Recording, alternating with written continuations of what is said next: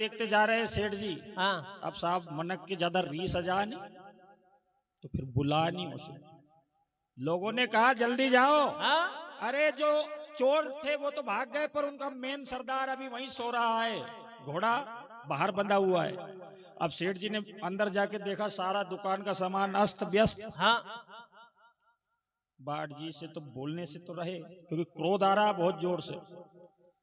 भाट जी के ऊपर लातार मुक्का से बरस गया सेठ जी। हो सेठ जी ने की भाट जी ने कहा, सेठ जी क्या करो, रुको जरा। हाँ काय का रुको, सेठ जी तो लगे बरस।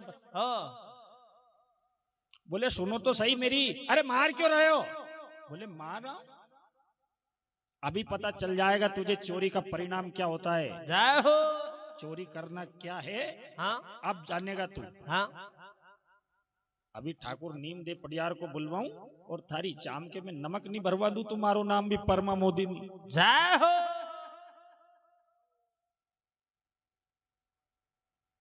बोले सुनो तो सही।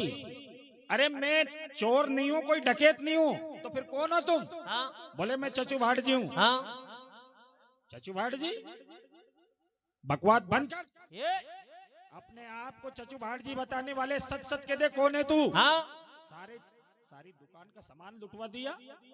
भाट जी की उम्र तो कम से कम 70-80 साल की है, उन्हें मैं खूब अच्छे से जानता हूँ। हाँ बोले ये भगवान देवनारायण की कृपा है मेरे ऊपर, उन्होंने मोए ये अवस्था प्रदान करी है, कंवर भुणा जी को लेने के लिए आया हूँ। बोले मोए बेंडो बना रही, अभी ठाकुर नीमदे को बुलवाऊं। बोले सेठ जी हाँ तुम ऐसे नहीं मानोगे, हाँ सुनो।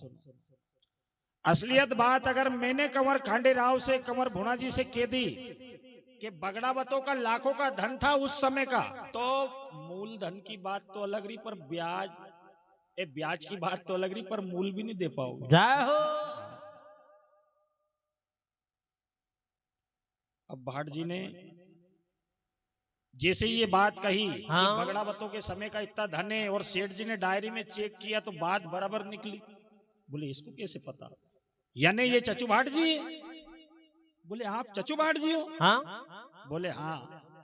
बोले क्षमा करना, क्षमा करना, मेरे से बहुत बड़ी गलती हो गई, मैंने आपको पहचाना नहीं, और गुस्से में आकर मैंने आपसे भला बुरा कह दिया। हाँ बोले वारे सेठ जी, भला बुरा कह देता तो कोई बात नहीं, तुम तो आती बराबर लात मुक्का से बरस गया मारो।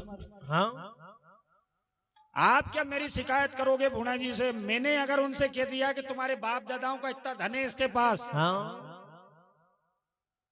तो मूल की बात अलग ही रही, पर ब्याज भी नहीं चुकेगा तुमसे। जय हो।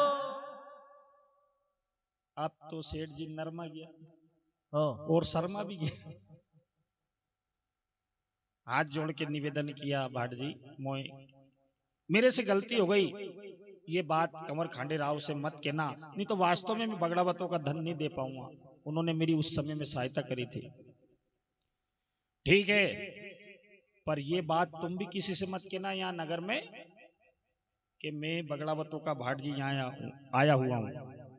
बोले ठीक है। तो फिर भाट जी आप? हाँ। बोले मैं जा रहा हूं। भाट जी बाहर आए, तो अब भाट जी वापस दुकान से बाहर हुए, उड़दी के बाजार में घूमते घूमते फिर पातू कलाली के द्वार पहुंचे। पातू कलाली के द्वार पे जैसे ही पहुंचे, हाँ तो उसके द्वार पर बगड़ावत अंबर नाम करने के लिए हाँ दो ही फाटक पर सोना का हंस और सारस मंडवा गए थे। जय हो। देखिए नामी नाम को रोते हैं, और संसार में केवल नाम ही रहेगा, और तो सब काल का कलेवा है, काल सबको खाता है, बाकी नाम नहीं रह जाता है। जय हो जय। तो